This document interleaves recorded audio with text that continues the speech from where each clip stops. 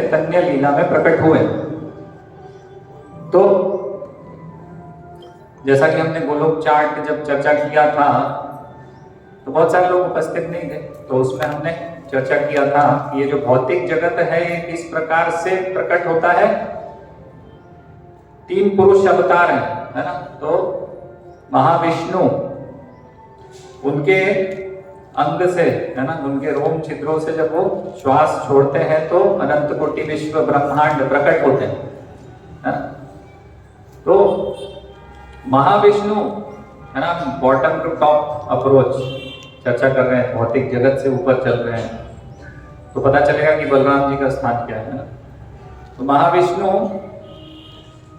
है ना, जिनसे ये भौतिक जगत प्रकट होता है, अनंत कोटि विश्व ब्रह्मांड ये भौतिक जगत के प्रकट होते हैं, है ना। और फिर उसके बाद गर्भोदक्षाय विष्णु, क्षीरोदक्षाय विष्णु। तो ये जो महाविष्णु है, ये महाविष्णु कहाँ से आ रहे हैं? ये आ रहे हैं संकर्षण से, वैकुंठ लोक में संकर्षण, है ना। तो भौतिक जगत है, उसके ऊपर वैकुंठ लोक है, तो संकर्षण से आ रहे हैं, जो द्वितीय चतुर्व्यूह है, द्वितीय चतुर्व्यूह जो वैकुंठ में उपस्थित है, वहां संकर्षण से आ रहे हैं। और संकर्षण कहां से आ रहे हैं? तो ये सब जो विस्तार है वो किसके विस्तार हैं? ये सब बलराम जी से आ रहे हैं, है ना।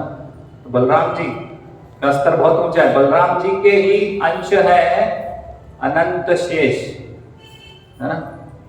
तो हम देखते हैं वैकुंठ में भी भगवान का जो क्या बोलते हैं राजगद्दी, राज सिंहासन, उसमें भी अनंत शेष है। और भौतिक जगत में भी हम देख रहे हैं जब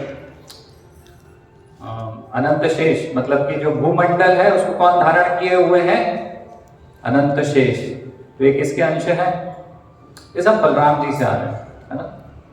तो बलराम जी से आ रहे हैं। और गरुड़ जी जो भगवान का वाहन है, जो भगवान को धारण करते हैं, है ना। तो ये सब जो शक्तियां हैं, गरुड़ जी के पास है शक्ति, या अनंत शेष के पास इतनी शक्ति है कि भूमंडल को धारण कर रहे हैं, है ना।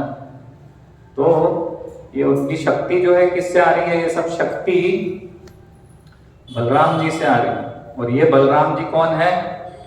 नित्यानंद प्रभु है ये बलराम जी।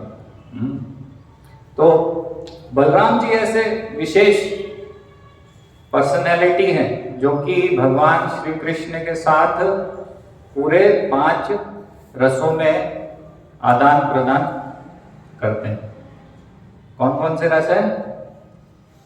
शांत रस। तो शांत रस में क्या है बलराम जी? क्या है? हाँ, उनका बेड है, उनकी चप्पल है, उनका छाता है, जो भी इस प्रकार से शांत रस में है ना। तो बलराम जी जैसे हम बोलते हैं मृदंग है, वेणु है भगवान की। इवन ये भी है कि यमुना जी भी, कहीं ऐसे श्रवण किया है कि यमुना जी भी शांत रस में है, और वो बलराम जी का विस्तार है। तो शांत रस। और फिर कौन सा रस है आगे? दास्य रस। तो दास्य हम देखते हैं कि बलराम जी तो दासत्व बड़े हैं, लेकिन भगवान श्री कृष्ण की सेवा में है ना। और इसी प्रकार से फिर साख्य रस, तो सखा भी है ना, भगवान के सखा है। और फिर वात्सल्य भी प्रदान करते हैं भगवान श्री कृष्ण को, जैसे कि माता पिता ध्यान रखते हैं तो हमेशा ध्यान रखते हैं, है ना। कृष्ण हमेशा सुरक्षित है कि नहीं, कुछ डेंजर तो नहीं है, कुछ प्रॉब्लम तो नहीं है ना। तो वात्सल्य रस में भी है। और साथ में माधुर्य रस में भी। माधुर्य रस में कौन है? बलराम जी। अनंत मंजरी है ना, मंजरी है। तो माधुर्य रस में भी उपस्थित है। तो 5 रस में, तो इस प्रकार से बहुत विशेष है बलराम जी। और ऐसे ही यही समझना है कि ये बलराम जी कौन है? जो बहुत विशेष है। कौन है? नित्यानंद प्रभु है ये, है ना। तो साधारण लोग तो इस प्रकार से जानते नहीं, लेकिन गौड़ी वैष्णव, है ना, हम जानते हैं कि महाप्रभु और नित्यानंद प्रभु मतलब चैतन्य महाप्रभु कृष्ण है। तो जैसे हम जन्माष्टमी मनाते हैं उसी प्रकार से हमें क्या मनाना चाहिए? गौर पूर्णिमा मनानी चाहिए। और जैसे बलराम पूर्णिमा होती है तो उस प्रकार से कैसे मनाना है? नित्यानंद त्रयोदशी मनाना, तो इस प्रकार से तो ऐसा भी बता रहे हैं ना, अभी लोचन दास ठाकुर बता रहे हैं कि अपने वैष्णव गीत में लिख रहे थे ना, हेलो और गेलो। तो जिस भी व्यक्ति ने ये चैतन्य महाप्रभु का और नित्यानंद प्रभु का प्रेम को प्राप्त नहीं किया है, वो करोड़ों करोड़ों जन्म भी अगर भगवान श्री कृष्ण की भक्ति करता रहेगा तो भी उसको कृष्ण प्रेम प्राप्त नहीं होने वाला है ना। तो इतना इंपॉर्टेंट है इस कॉन्सेप्ट को समझना, हाँ, इसको समझना कि नित्यानंद प्रभु कौन है। हेलो और गेलो, अभी हम गीत गा रहे थे ना, वो जिसने ये नहीं समझा है कि कृष्ण कौन है, चैतन्य महाप्रभु और नित्यानंद प्रभु कौन है, बलराम है, और उनका प्रेम प्राप्त नहीं किया, उनके विषय में ज्यादा समझा नहीं है, तो वो क्या है, हेलो और गेलो, मतलब वो आया और बस गया, आके चला गया इस मनुष्य जन्म या इस प्रकार से उसने क्या किया, वेस्ट कर दिया, है ना। तो ये समझना है। तो नित्यानंद प्रभु क्या कर रहे हैं, नित्यानंद प्रभु का अवतार है वो बहुत ही, मतलब बोलना चाहिए ज्यादा कृपावान है, ज्यादा कृपा देने वाला नित्यानंद प्रभु का अवतार है। जैसे कि राम भगवान क्या बोलते हैं, राम भगवान इस प्रकार से बोलते हैं कि अगर रावण मेरी शरणागति ले ले तो भी मैं उसको छोड़ दूंगा, है ना। तो बता रहे हैं शरणागति लेंगे। कृष्ण क्या बता रहे हैं, सर्वधर्मान परित्यज्य माम एकम शरणम, है। और चैतन्य महाप्रभु के बारे में क्या बता रहे हैं, नमो महावदान्याय। तो महावदान्याय है ना, तो महावदान्याय यानी कि कैसे, दीनहीन जत छिल हरि नाम उद्धारिल, मतलब कोई दीनहीन व्यक्ति है उसके ऊपर भी उसका भी उद्धार कर रहे हैं, दीनहीन व्यक्ति का। तो दीनहीन व्यक्ति, दीनता जिसके अंदर दैन्य भाव है ना, दीनहीन, वैसे दीनहीन व्यक्ति पे भी कृपा कर रहे हैं चैतन्य महाप्रभु। लेकिन अगर हम देखेंगे तो नित्यानंद प्रभु तो जो अपराधी हैं उनके ऊपर भी कृपा कर रहे हैं, है ना। तो हम देखते हैं ना, कौन है अपराधी, जगाई मदाई, तो अपराधियों के ऊपर भी कृपा करने वाले हैं। तो इसलिए हम सब लोगों के लिए बहुत विशेष है नित्यानंद प्रभु, है ना, क्योंकि हम पूर्ण रूप से भगवान के शरणागत कलियुगी जीव है हम, तो पूर्ण रूप से तो ऐसे राम के कृष्ण के शरणागत नहीं हो पाएंगे। तो क्या है, इसलिए नित्यानंद प्रभु विशेष है हम लोगों के लिए कि अपराधियों के प्रति भी दयावान है, उनको भी प्रेम दे रहे हैं भगवान का, है ना। जो प्रेम ब्रह्मा जी के लिए भी दुर्लभ है, वो प्रेम नित्यानंद प्रभु अपराधियों को भी दे देते। तो नित्यानंद प्रभु इतने ज्यादा कृपा करने वाले, है ना, नैमात्म बलेन ना लभ्यो, है ना। तो जिसमें बल नहीं है वो भगवान को प्राप्त नहीं कर सकता है। तो नित्यानंद प्रभु की कृपा क्या है, हाँ? तो हम बोलते हैं ना नित्यानंद प्रभु कौन है, गुरु तत्व है। तो गुरु तत्व क्या करते हैं, कृपा देते हैं। तो कृपा क्या होती है, वो बल देते हैं, है ना। वो बल देंगे तो हम भक्ति कर पाएंगे, है ना। कृपा बल, कृपा बल पाए चैतन्य निताई, तो वो बल देते हैं जिससे हम भक्ति प्राप्त कर सकते हैं, है ना, कृष्ण की प्राप्ति कर सकते हैं। तो ये है नित्यानंद प्रभु। और जैसे वैष्णव गीत है ना, क्या बोलते हैं उसमें, मार खाए प्रेम दे। तो जगाई मधाई ने क्या किया था, मारा था ना। तो हम चर्चा करेंगे, तो मार खाने के बाद भी कृष्ण प्रेम दे रहे हैं, इतने दयावान है ना, मार खाए प्रेम दे। तो इस प्रकार से प्रेम दे रहे हैं। तो चैतन्य भागवत में नित्यानंद प्रभु के बारे में बहुत डिटेल में दिया हुआ है। तो वृंदावन दास ठाकुर हमारे आचार्य हैं, उन्होंने लिखी है चैतन्य भागवत। तो नित्यानंद प्रभु के शिष्य हैं वृंदावन दास ठाकुर, और उन्होंने उनको बोला था कि आप चैतन्य महाप्रभु के बारे में लिखिए, है ना। तो वृंदावन दास ठाकुर पहले नित्यानंद प्रभु के बारे में लिखना चाहते थे, तो उन्होंने नित्यानंद प्रभु के बारे में लिखना शुरू किया। लेकिन फिर वो लिखते गए, तो बहुत बड़ी हो गई पुस्तक।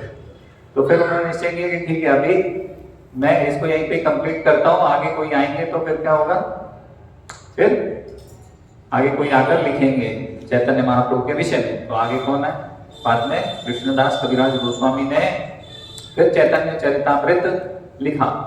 और एक और पुस्तक है भक्ति रत्नाकर, उसमें थोड़ा दिया हुआ है नित्यानंद प्रभु के विषय में। तो कौन थे नित्यानंद प्रभु?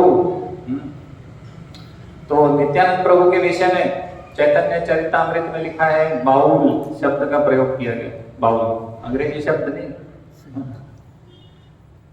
ये बंगाली शब्द बाउल। तो बाउल का अर्थ क्या होता है? एक अपर संप्रदाय भी है ना, आउल बाउल, ऐसे मतलब अगला पगला बोलते हैं ना हिंदी में। तो बाउल का अर्थ होता है पागल। तो नित्यानंद प्रभु के विषय में क्या बताया है कि नित्यानंद प्रभु के विषय में बताया कि पागल थे, पागल व्यक्ति थे। मतलब इस प्रकार से पागल नहीं, आध्यात्मिक रूप से पागल थे भगवान के प्रेम में।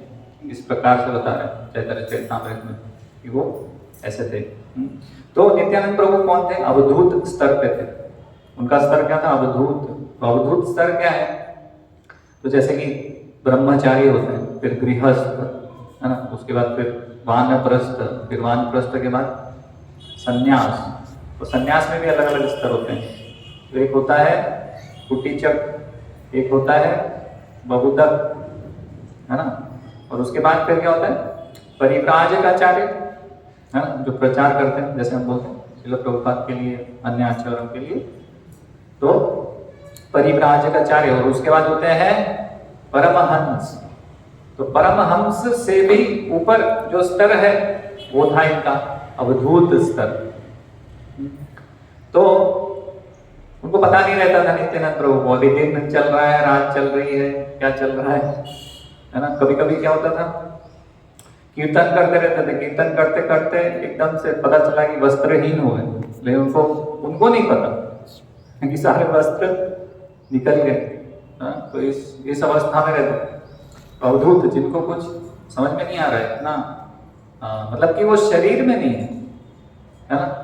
एक होता है संन्यास, जिसको कि पता है कि भाई मैं शरीर नहीं हूं, मैं आत्मा हूं।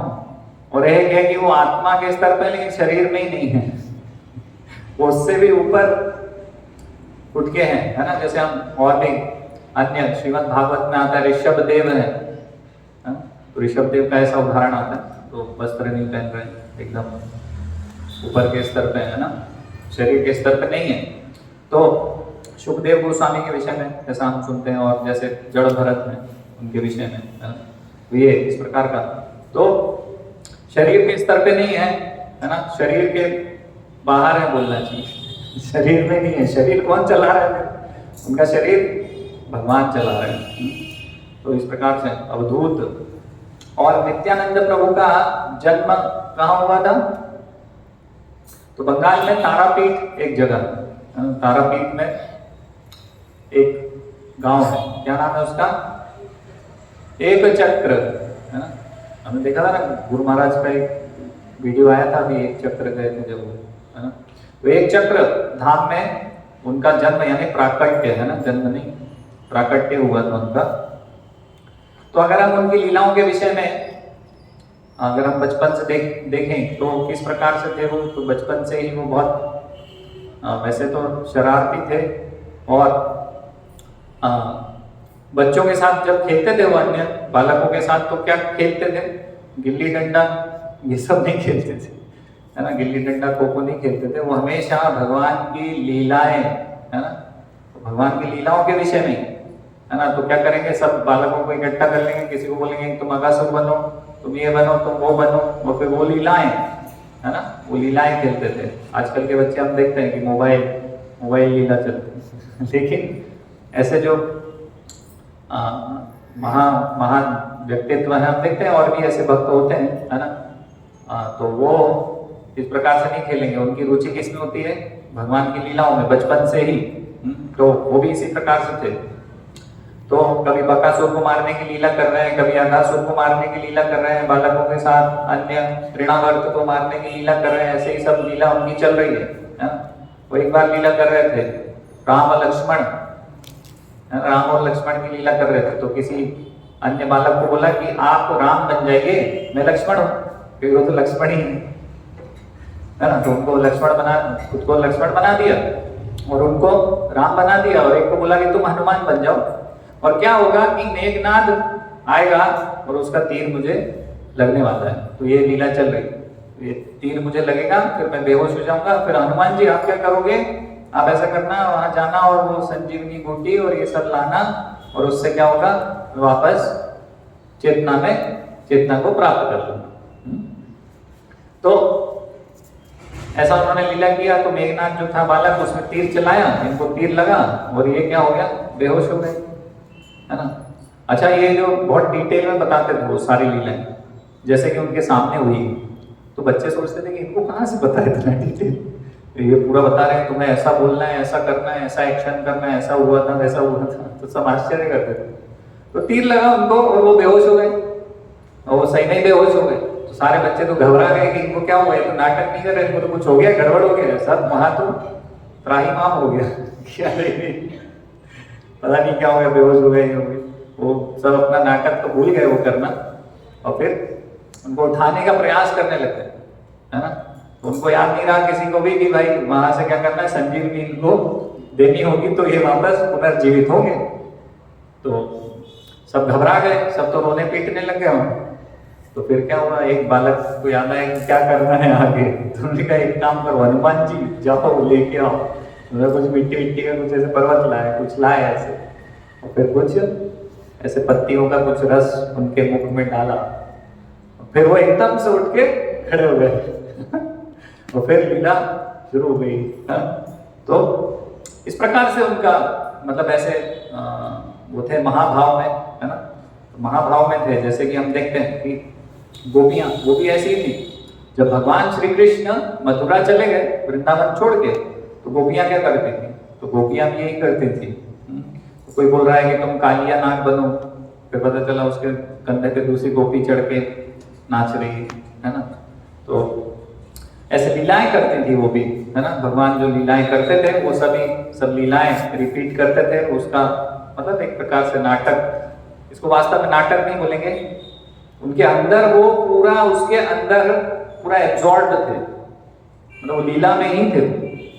ऐसा नहीं कि वो केवल हम जैसे नाटक करते हैं यहाँ पर कभी कभी, है ना, जन्माष्टमी पे या इस प्रकार से, वैसा नहीं था। वो फुल्ली एब्जॉर्ब, उसके अंदर ही पूरा घुसे हुए। एब्जॉर्ब को क्या बोलेंगे हिंदी में, नहीं, सूखा नहीं है। एब्जॉर्ब मतलब कि पूरा, जैसे गुलाब जामुन रस को या रसगुल्ला और रस को एब्जॉर्ब कर देता है ना, एब्जॉर्ब, ग्रैंड कर लिया, डूबे हुए ज्यादा उसका मैचिंग शब्द है। तो पूरा ऐसे डूबे हुए थे वो उस लीला में, है ना। वो ऐसा नहीं कि नाटक प्रस्तुत कर रहे हैं, वो उसी लीला में ही वो उस भाव से ही कर रहे थे। इसको महाभाव बोलते हैं ना, fully absorb in Krishna's past time. तो इस प्रकार से वो भी लीला करते थे। तो नित्यानंद प्रभु बचपन में इस प्रकार से थे। और वो जब लगभग 15-16 साल के होंगे, तब एक सन्यासी आए उनके घर में। तो सन्यासी आए, तो सन्यासी, कुछ लोग ऐसा बोलते हैं कि माधवेंद्रपुरी थे, कुछ लोग बोलते हैं कि उनके गुरु थे, ऐसा अलग अलग विचार है। मतलब कौन था ये तो कंफर्म नहीं है। तो नित्यानंद प्रभु के घर में आए, तो उनके पिता का नाम था हड़ाई ओझा और उनकी माता का नाम था पद्मावती। तो उनके घर में आए तो बहुत उनकी आओ भगत करी। ये भी ब्राह्मण परिवार से थे। तो उन्होंने उनकी सन्यासी लोगों की पूरा रिस्पेक्ट किया, उनको प्रसाद और सब व्यवस्था करी उनकी, फिर वो कुछ रहे वहां पर। फिर वो जो सन्यासी जाने लगे तो उन्होंने बोला कि मेरी एक मांग है। तो उस समय सन्यासियों की मांग को ऐसे मना नहीं किया जाता, क्योंकि सन्यासी की मांग आज के समय में ठीक है भाई, सन्यासी हो चाहे कोई भी हो तो ठीक है, आप जाइए। लेकिन उस समय इस प्रकार से माना करते थे कि ये जो सन्यासी हैं ये स्वयं भगवान आए हैं हमारे घर में, तो इनको मना नहीं करना है।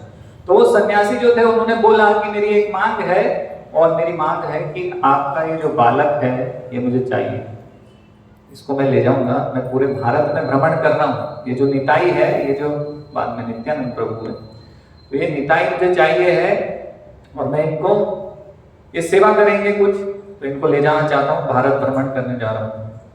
तो उन्होंने ऐसी इच्छा व्यक्त करी। तो पहले तो मना किया उन्होंने कि नहीं, बालक को कैसे दे दें, अभी तो छोटा भी है, बालक को नहीं दे पाएंगे। उन्होंने बोला विचार कर लीजिए, आप सन्यासी को मना कर रहे हैं। तो वो बोले ठीक है। तो उन्होंने अपनी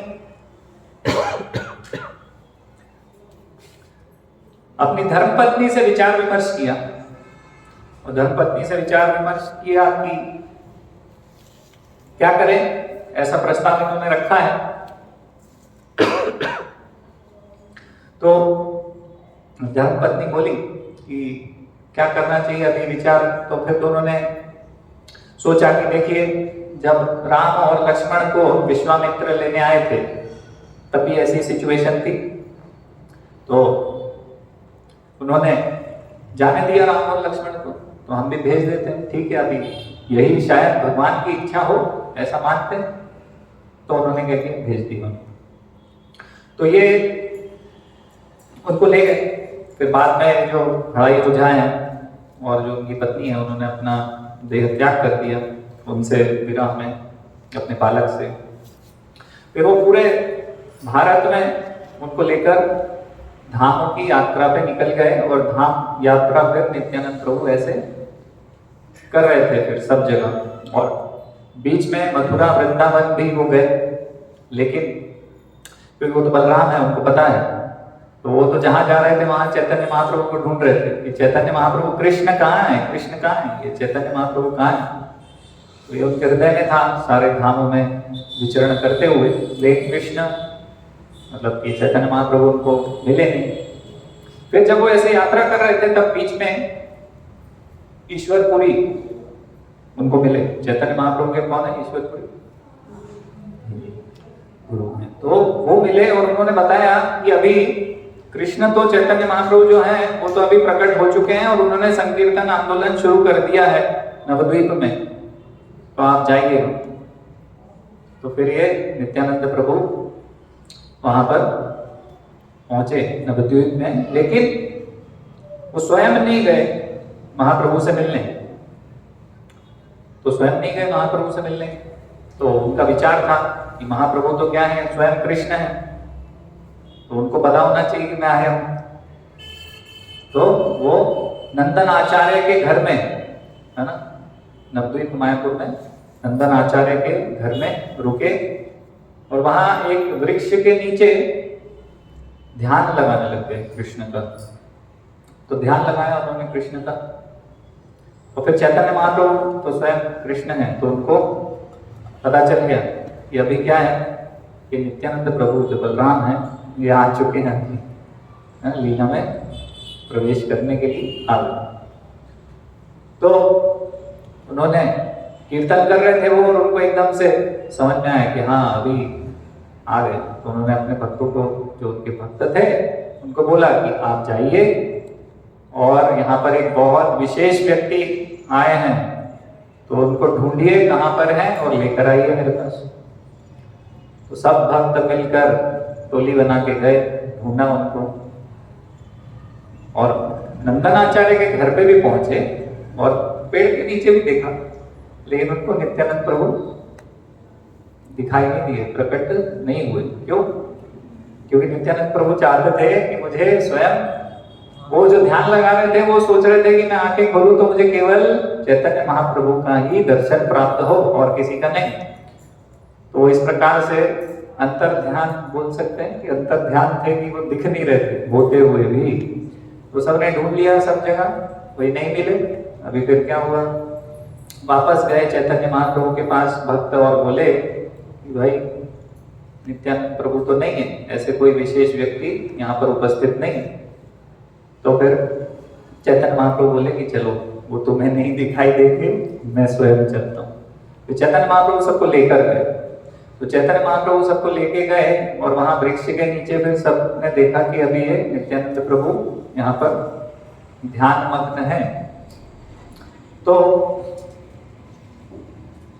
उन्होंने बोला, है ना, तो श्रीवास ठाकुर को उन्होंने बोला, क्योंकि सबको तो पता नहीं था कि नित्यानंद प्रभु कौन है। तो उन्होंने श्रीवास ठाकुर को बोला कि देखिए आप एक कार्य कीजिए कि सबको महानता भी बतानी थी उनकी कि ये बहुत विशेष व्यक्ति हैं, बलराम जी हैं। उस समय बताया तो नहीं था कि कौन है। तो उन्होंने कहा कि तुम एक काम करो, श्रीमद् भागवतम के श्लोक पढ़ना शुरू करो। तो उन्होंने श्रीमद् भागवतम का श्रीवास ठाकुर ने श्लोक पढ़ा। कौन सा श्लोक पढ़ा? जिसमें कि रासलीला में 10वें स्कंद का श्लोक पढ़ा। रासलीला में भगवान का जो बोलना चाहिए भगवान कैसे दिख रहे हैं उसका उसमें वर्णन था उस श्लोक में। तो भगवान कृष्ण कैसे दिख रहे हैं रासलीला में, है ना। तो ये 10, 21, 5 ये श्लोक है। परहापीडम नटवर बभुः कर्णयो कर्णिकारम रंध्रान वेणुर्धर सुधया पूरयान गोप वृंदैर वृंदारण्यम। इस प्रकार से श्लोक बोला उन्होंने वहां पर। तो वो जो जैसे ही उन्होंने श्लोक उनके कानों में गया वैसे ही वो, जैसे कि हम किसी वृक्ष को काट देते हैं तो वृक्ष कैसे गिरता है? किसी ने देखा है बड़ा वृक्ष गिरते हुए? ऐसे वो देखना और वो अनुभव करना वो अलग बात है। तो ऐसे ही वो वृक्ष की तरह वो धड़ाम से गिर गए। हाँ, बिल्कुल बेहोश जैसे एकदम गिर गए। वो सुना चैतन्य महाप्रभु ने बोला और बताइए, तो और श्लोक हो दिए। तो क्या हुआ वहां पर लोट मारने लग गए, लोट, है ना। तो जैसे अभी हमने अभी गीत गाया था जो परमानंद क्या आक्रोध परमानंद नित्यानंद राय, तो उसमें भी लोचन दास ठाकुर बता रहे हैं। तो वो लोट मार रहे थे तो कैसे लग रहे थे? जैसे कि सोने का पहाड़ धूल में लोट मार रहे हैं, इस प्रकार से वो लग रहे थे। तो हालांकि उनका जो कॉम्प्लेक्शन था वो कैसा था, मतलब वो उनका रंग कैसा था? मिल्की वाइट, है ना, दूधिया सफेद ऐसा कलर था उनका। लेकिन इस प्रकार से बता रहे, वर्णन आ रहा है। तो ऐसे लोट मार रहे थे। फिर जब वो रुके तो फिर खड़े हुए और तुरंत ही चैतन्य महाप्रभु की तरफ दौड़े उनके पैर पकड़ने के लिए।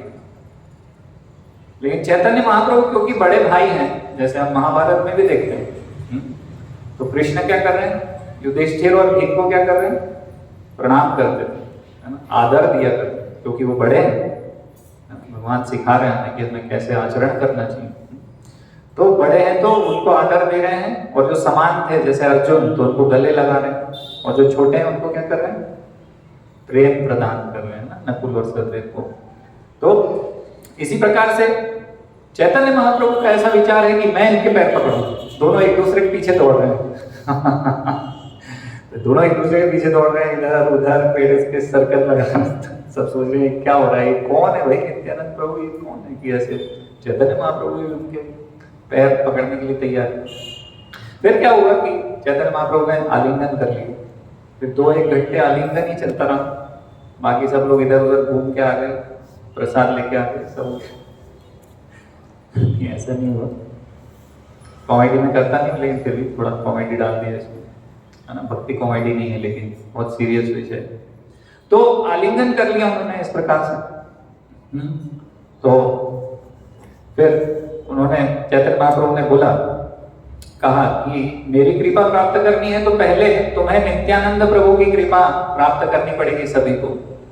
वहीं पर चैतन्य महाप्रभु ने सबको बता दिया, ये सब स्थापित कर दिया कि नित्यानंद प्रभु कौन है।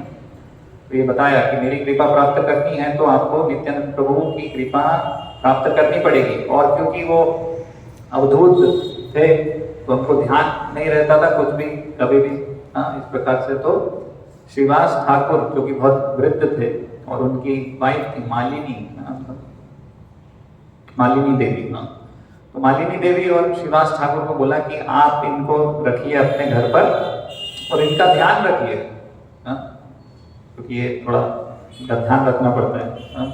तो इसलिए उनको ऐसा निर्देश दिया। और श्रीवास ठाकुर और मालिनी देवी ने फिर बोला कि हाँ, हमारे पुत्र समान ही अभी हम इनको स्वीकार करते हैं और ऐसे इनको आगे से हम रखेंगे। तो फिर जब नित्यानंद प्रभु इस प्रकार से टोली में शामिल हो गए, है ना, संकीर्तन में शामिल हो गए फिर महाप्रभु के साथ, तो फिर ये क्या होता था कि फिर सोते नहीं थे, सालों नहीं सोए और कीर्तन ही चल रहा है लगातार। कीर्तन चल रहा है, कीर्तन चल रहा है, कीर्तन ही कर रहे हैं, अखंड कीर्तन चल रहा है। इस प्रकार से ये सब शुरू हो गया। तो एक बार क्या हुआ कि व्यास देव जी का आविर्भाव तिथि, कुछ पूजा करनी थी, तो वो आया। तो श्रीवास ठाकुर ने क्या किया कि नित्यानंद प्रभु को माला दी कि आप ये इनके चित्र पे माला पहना दीजिए, किसके? व्यासदेव जी के। तो उन्होंने माला ली और खड़े हो गए, माला पहना ही नहीं रहे, पहना ही नहीं रहे, खड़े खड़े। तो समझ में नहीं आया श्रीवास ठाकुर ये क्या हो रहा है। उन्होंने क्या कंप्लेंट लेके गए, चैतन्य महाप्रभु को बोला कि वो तो माला लेके खड़े, माला पहना ही नहीं, माला नहीं पहनाएंगे प्रोग्राम कैसे चालू होगा भाई, प्रोग्राम ही चालू नहीं हो रहा। तो गए चैतन्य महाप्रभु उनके पास, बोले कि क्या होगा भाई। तो बोले ये व्यासदेव जी आपके सामने हैं कौन? ये तो एक शक्त्यावेश अवतार है आपके, है ना, ये कहीं आपके सामने कुछ नहीं लगता है। माला क्या करा? चैतन्य महाप्रभु को पहना दिया। फिर कौन सी लीला हुई? फिर भगवान चैतन्य ने अपना षडभुज रूप दिखाया, 6 भुजा वाला, है ना, हमने कई बार देखा हो ना ऐसे फोटोज में, है ना, षडभुज रूप। तो षडभुज रूप कौन सा रूप है? द्विभुज मुरलीधर कौन है? श्याम सुंदर कृष्ण। और 4 किसकी भुजाएं हैं? विष्णु जी की। तो ये जो सम्मिलित रूप है वो उन्होंने षडभुज रूप दिखाया। तो वहां पर नित्यानंद प्रभु बेहोश हो गए, और ऐसे बेहोश हुए, बेहोश नहीं हुए मतलब मर गए वहां, ये देख के। तो फिर चैतन्य महाप्रभु को फिर उनको वापस जगाना पड़ा कि अभी तुम्हारा बहुत सारा कार्य बाकी है, हाँ, इस प्रकार से अभी तुम समाधि में नहीं जा सकते, तुम्हें वापस आना होगा, अभी बहुत सारे कार्य करने हैं, बहुत प्रचार करना है, मुझे तुम्हारी आवश्यकता है। इस प्रकार से उनको बोला कि अभी मेरा मिशन पूरा नहीं हुआ है, अभी तुम समाधि में नहीं जा सकते। तो इस प्रकार से फिर चेतना में वापस आए नित्यानंद प्रभु। तो इतने इंपॉर्टेंट हैं नित्यानंद प्रभु चैतन्य महाप्रभु के लिए, कृष्ण के लिए इतने इंपॉर्टेंट है नित्यानंद प्रभु कि वो बता रहे हैं कि तुम्हारे बिना अभी मेरा मिशन कंप्लीट कैसे होगा, इनकम्प्लीट ही रह जाएगा, मुझे आवश्यकता है तुम्हारी। तो भगवान इस प्रकार से नित्यानंद प्रभु बोल रहे हैं कि तुम्हारी आवश्यकता है मुझे। तो नित्यानंद प्रभु की और भी ऐसे लीलाएं हैं, जैसे नवद्वीप में गंगा जी हैं, तो गंगा जी में जाकर वो कूद गए। अब ये तो कोई प्रॉब्लम नहीं है, कूद गए तो इसमें क्या लीला है। लेकिन प्रॉब्लम ये थी कि वहां पर कौन थे? बहुत सारे मगरमच्छ है ना गंगा जी में। तो बहुत सारे मगरमच्छ के बीच में उन्होंने छलांग लगाई, और क्या कर रहे थे? मगरमच्छ की पूंछ पकड़ के हिला, अरे कृष्ण बोलो, कृष्ण बोलो, क्या यहाँ पर तुम वेस्ट पड़े हुए हो ऐसे, कृष्ण बोलो भाई। तो सब बोल रहे हैं अरे वो तो ठीक है, आप बाहर आ जाओ, आप बाहर आ जाएंगे भाई, खा पी जाएंगे आपको। सब भक्त चिंता कर रहे हैं। तो ऐसे अवधूत, उनको पता ही नहीं है मगरमच्छ है ये नहीं बोलने वाले कृष्ण, ये नहीं बोल सकते। तो ऐसा बोल रहे हैं तुम्हारा बहुत दुर्भाग्य है, तुम क्या ऐसे पड़े रहते हो यहाँ पर गंगा जी में, कृष्ण बोलो। हाँ, तो और ऐसे ही बहुत सारे उनके जो प्रचार किए हुए जो शिष्य थे वो भी इसी प्रकार से थे, है ना, जो मतलब अजीब अजीब से जिनकी लीलाएं थी। तो एक भक्त थे, उनका नाम था मुरारी चैतन्य। तो वो भी ऐसे ही करते थे। क्या करते थे? जंगल में पहुंच जाते थे। हाँ, जंगल में पहुंच जाते थे और वहां पता चला कि शेर सो रहा है, तो शेर को एक थप्पड़, उठ, हरे कृष्णा कृष्णा बोल। वैसे ऐसे ऐसे भक्त थे उस समय, है। तो बहुत ही मतलब कैसी लीलाएं उनकी अजीब सी। हम तो कभी ऐसा करते नहीं है, नहीं, हम तो डरते हैं कि कोरोना में चले जाएंगे तो कोरोना हो जाएगा, सर्दी खांसी हो जाएगी, हम डर लगता है। लेकिन वो कहाँ जा रहे हैं? शेर को थप्पड़ मारने जा रहे हैं कि कृष्ण बोलते।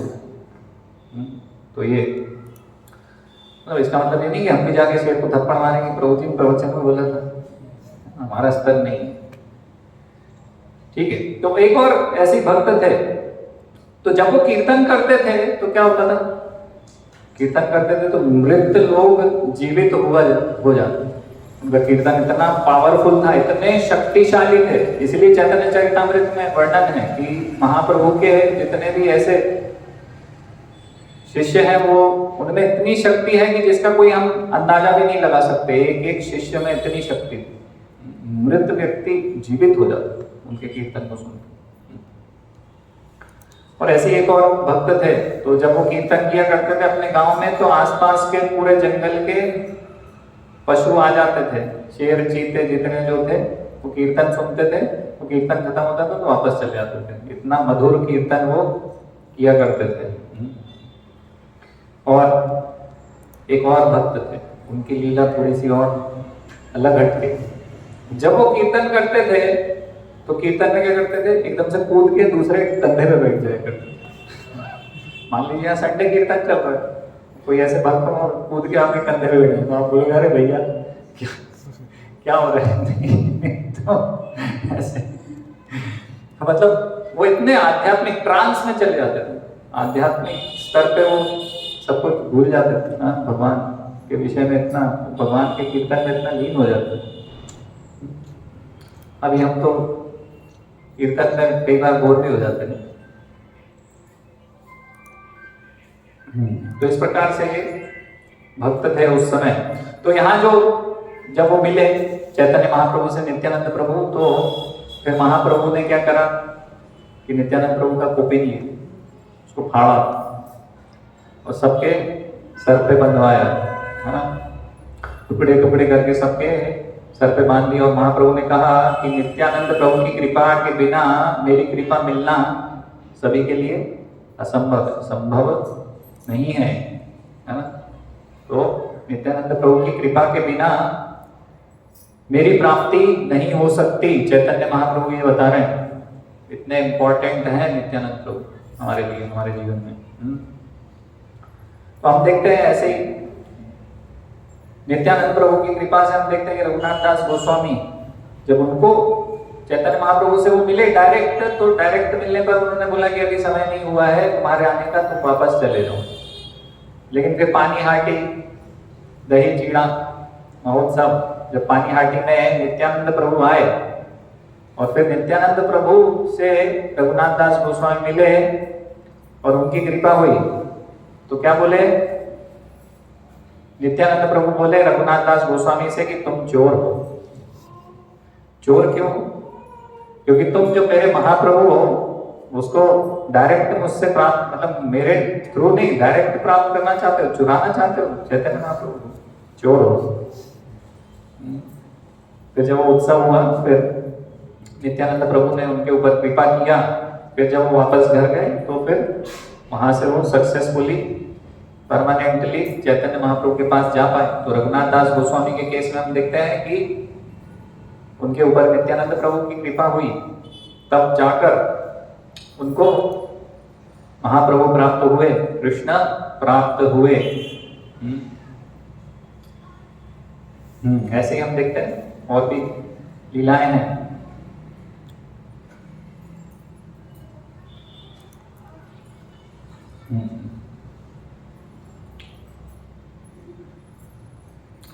तो जगाई और मधाई, है ना, ये ऐसे लोग थे जिनके ऊपर भी कृपा हुई नित्यानंद प्रभु की। तो ये ऐसा कोई भी कार्य नहीं था बुरा जो ये लोग नहीं करते थे। चोरी करना, डकैती डालना, फिरौती मांगना, मतलब और कौन कौन से होते हैं,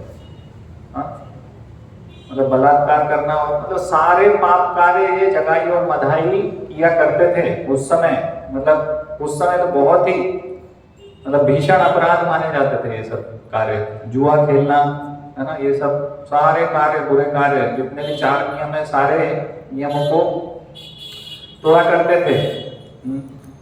तो हरिदास ठाकुर और नित्यानंद प्रभु उनके पास पहुंचे, है ना, और उनको बोला कि भाई तुम कृष्ण का नाम लो, है ना। उन्होंने विचार किया कि सबसे बदमाश यही लोग हैं, अगर यही भक्त बन गए तो कितना बड़ा उदाहरण प्रस्तुत हो जाएगा सबके सामने कि भक्ति करनी चाहिए। तो उसके लिए वो जगाई और मधाई के पास पहुंचे, तो उनको ऐसा बोला कि कृष्ण का नाम लो।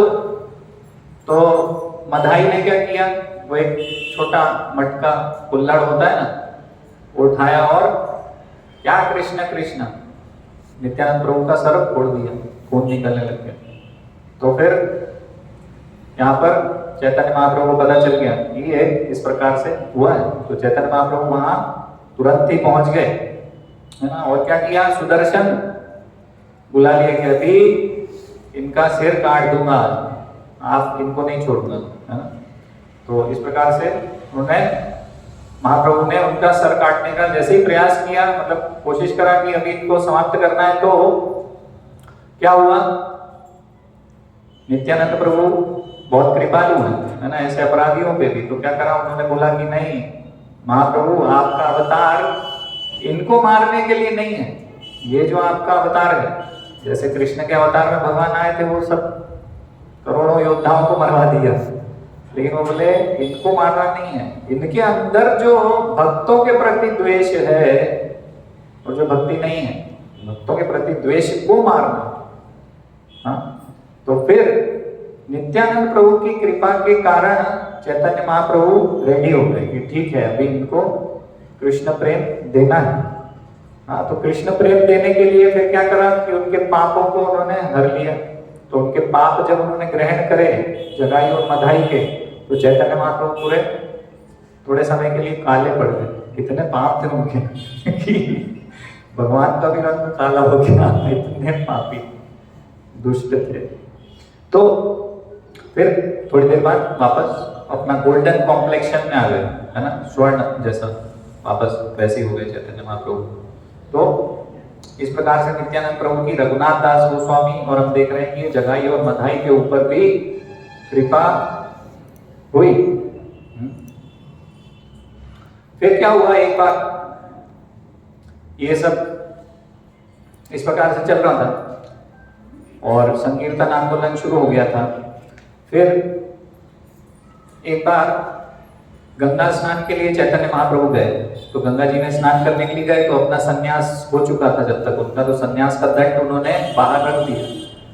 तो संन्यास का दंड बाहर रखा था और स्नान करने गए थे, तो नित्यानंद प्रभु के पास था वो दंड। तो नित्यानंद प्रभु दंड को देखकर कुछ विचार कर रहे थे, क्या करूं क्या करूं, और फिर क्या करा, उन्होंने तोड़ दिया।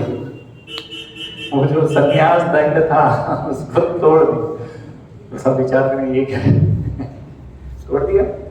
तो ऐसे समझ में नहीं आती भक्तों की लीला है, तो हम वो तो स्वयं भगवान ही है। तो वापस आए चैतन्य महाप्रभु, तो बोले ये क्या किया, 3 टुकड़े कर दिए संन्यास दंड के, ऐसा क्यों किया। तो नित्यानंद प्रभु बोले कि आपको क्या आवश्यकता है, आप तो स्वयं भगवान है ना, सन्यासी को दंड की आवश्यकता है, दिखाने की आवश्यकता है, आप इस सब के परे हैं, आपको इसकी आवश्यकता नहीं है, दंड का क्या करें। तो हालांकि चैतन्य महाप्रभु गुस्सा नहीं थे, लेकिन फिर भी क्योंकि लीला चल रही है तो इस प्रकार से उन्होंने दिखाया कि वो गुस्सा। फिर बोले मैं जगन्नाथपुरी जाता। जगन्नाथपुरी जब चले गए फिर चैतन्य महाप्रभु, और जगन्नाथपुरी गए तो पीछे पीछे नित्यानंद प्रभु भी गए। नित्यानंद प्रभु उनको छोड़ने वाले नहीं, तो साथ साथ में चले गए। फिर लेकिन वहां से चैतन्य महाप्रभु ने उनको बोला कि आप वापस बंगाल जाइए, बंगाल में जाके आप प्रचार कीजिए, आप ही केवल वहां पर प्रचार कर सकते हैं, क्योंकि उस समय वहां प्रचार करना और वहां का माहौल बहुत गड़बड़ था, है ना, नरबली हुआ करती थी और अजीब अजीब से कार्य हुआ करते थे। तो बोले आप कर सकते हैं वहां पे प्रचार, आप बंगाल जाइए और प्रचार करिए, है ना। तो फिर बोला, और उनके आदेश में इस प्रकार से था कि वहां जाएंगे आप तो जो धनी लोग हैं विशेषकर उनको प्रचार कीजिए, क्योंकि जैसे हम भगवत गीता में पढ़ते हैं यत् यत् आचरति श्रेष्ठस् तत् देवे तरो जना, ऐसे श्रीमद् भागवतम में भी श्लोक आता है सेम, है ना, यत् यत् आचरति श्रेष्ठान तत् देवे तरो जना। तो क्या बताया है, इस प्रकार से बताया कि जैसे जैसे बड़े बड़े लोग समाज के आचरण करते हैं, उनको जो आम आदमी है वो उनको फॉलो करता है, उनको देखकर वैसा आचरण करने का प्रयास करता है। तो इसीलिए चैतन्य महाप्रभु का आदेश इस प्रकार से था कि आप ऐसे ऐसे बड़े धनी लोगों को प्रचार करके भक्त बना लेंगे, तो फिर ये बाकी सब लोग उनको देखकर भक्ति में आ जाएंगे। फिर उन्होंने आदेश दिया, तो नित्यानंद प्रभु फिर वापस पानीहाटी के पास एक खड़दा गांव है, वहां गए प्रचार करने के लिए। तो अभी ये लक्ष्य था कि बड़े लोगों को प्रचार करना है, तो उनकी स्ट्रैटेजी क्या थी, उन्होंने एक बहुत बड़ा महल था उनके पास, खरीदा, और उसको बहुत आलीशान महल में वो रहा करते थे। और फिर उन्होंने 2 शादियां की वहां पर, एक नहीं 2 शादी करी। तो दोनों पत्नियों का नाम क्या था उनकी? जानवा देवी और वसुधा देवी। तो ये सूर्यदास पंडित की पुत्री थी, है ना। तो ये साधारण नहीं है, ये हम सोचेंगे कि 2 विवाह कर लिए, लेकिन ये कौन है? ये बलराम जी की पत्नी कौन है? रेवती, है ना। तो वही है ये दोनों। तो उनसे दोनों से विवाह किया उन्होंने। और कहा तो वो अवधूत थे, 2 विवाह हो गया, तो लोग सोचते थे कि इनका तो फॉल डाउन हो गया, मतलब कि पतन हो गया इनका, है ना। लेकिन ये केवल बाहर से दिखाने के लिए था, है ना। तो नित्यानंद प्रभु क्या करते थे? हीरो की अंगूठी पूरी इस 5 उंगली में, इस 5 उंगली में हीरो की अंगूठी, है ना, वो एकदम लिए हुए, और बहुत अच्छे कपड़े, महंगे कपड़े पहना करते थे। हाँ, तो इस प्रकार से गृहस्थी में ऐसा गृहस्थ, मतलब लोगों को लगता था कि हाँ भाई ये तो पतन हो गया, अवधूत थे और अभी ऐसे हो गए, लेकिन वो प्रचार के लिए इस प्रकार से कर रहे थे। और वो टर्बन, क्या बोलते हैं उसको, साफा पगड़ी पहना करते थे, उसमें भी हीरा जड़ा हुआ है। तो एकदम विपरीत जीवन जीने लगे वो प्रचार करने के लिए, है ना। फिर ऐसे उन्होंने, क्योंकि मतलब हम देखते हैं कि भाई ऐसे हम फटे पुराने कपड़े पहनेंगे तो लोग सुनेंगे नहीं हमें, जब हम थोड़ा सा ऐसे करके प्रचार करेंगे तो लोग प्रभावित होते हैं। हालांकि उनके जितने भी उनके जो शिष्य थे, उनके जो भक्त थे, तो वो सब तो ऐसे ही एक कपड़ा पहनते थे, वो भी फटा हुआ धोती, वो बीच में चल रहे हैं और ऐसे चल रहे हैं पूरा आलीशान रूप से। तो ऐसे उन्होंने फिर प्रचार किया वहां पर, और कई फिर लोगों ने, बड़े बड़े जमींदारों ने उनको उनकी प्रचार से प्रभावित होकर फिर कृष्ण भक्ति को स्वीकार किया उन्होंने। तो ऐसा उन्होंने फिर प्रचार किया। तो चैतन्य महाप्रभु की इच्छा थी, तो इसलिए उन्होंने ये नहीं देखा कि भाई मैं तो अवधूत हूँ, है ना, लोग मुझे क्या बोलेंगे, कैसे बोलेंगे। विवाह किया, इस प्रकार से गृहस्थ आश्रम में रहने लग गए, है ना। और इस प्रकार से जो कपड़े हैं, जो वेशभूषा है, वो सब बदल दी चैतन्य महाप्रभु के आदेश को पालन करने के लिए कि अभी मुझे प्रचार करना है, तो प्रचार में क्या आवश्यक है वो करना है ना। कई बार ऐसा होता है ना, हम भी सोचते हैं तिलक लगाऊंगा ऑफिस में तो क्या सोचेंगे लोग, है ना। ऐसा हमारे बहुत सारे विचार होते हैं। जब माला लेकर जाऊंगा तो क्या सोचेंगे, अभी शादी में जाना है तो तिलक नहीं लगाऊंगा, जब नहीं करूंगा, बाद में करूंगा, लोग देखेंगे, क्या बोलेंगे, हम ये विचार करते रहते हैं। अभी आप सोचिए, एक इस प्रकार से कोई है ना, अवधूत है, मतलब सन्यासी है, और फिर वो गृहस्थ आश्रम में चला जाए, तो अगर हमारे सामने ऐसा हो तो हम 10 बातें करने लग जाएंगे तुरंत उसके विषय में। तो उसकी चिंता नहीं करी उन्होंने कि लोग क्या बोलेंगे, क्या सोचेंगे। उन्होंने ये सोचा कि चैतन्य महाप्रभु का जो आदेश है प्रचार करने का, वो प्रचार कैसे अच्छे से हो पाए। अभी वही अवधूत रहेंगे तो ज्यादा लोग उनको प्रचार को सुनेंगे नहीं, इसीलिए उन्होंने इस प्रकार से ये किया। तो ऐसा नहीं है कि हम भी यही सब करने लग जाए। हम लोगों के लिए यह है कि हम किसी सीनियर डिवोटी से पूछकर कुछ भी निर्णय लें, है ना। तो इस प्रकार से उन्होंने फिर आगे प्रचार को बढ़ाया। तो यही समाप्त करेंगे। तो आज का दिन बहुत विशेष है, नहीं? तो हम सब मिलकर नित्यानंद प्रभु से कृपा की प्रार्थना कर सकते हैं, क्योंकि नित्यानंद प्रभु बहुत विशेष है ना। घटिया से घटिया अपराधी को भी कृष्ण प्रेम दे रहे हैं, तो इसलिए हमारे लिए बहुत विशेष है कि वो प्रेम दे सकते हैं हमें, है ना। चैतन्य महाप्रभु तो दीनहीन को प्रेम देते हैं, लेकिन नित्यानंद प्रभु अपराधी को भी प्रेम दे देते हैं। इसलिए आज उनसे हम प्रार्थना करके कृष्ण प्रेम की याचना कर सकते हैं। हरे कृष्ण। किसी का कोई प्रश्न है?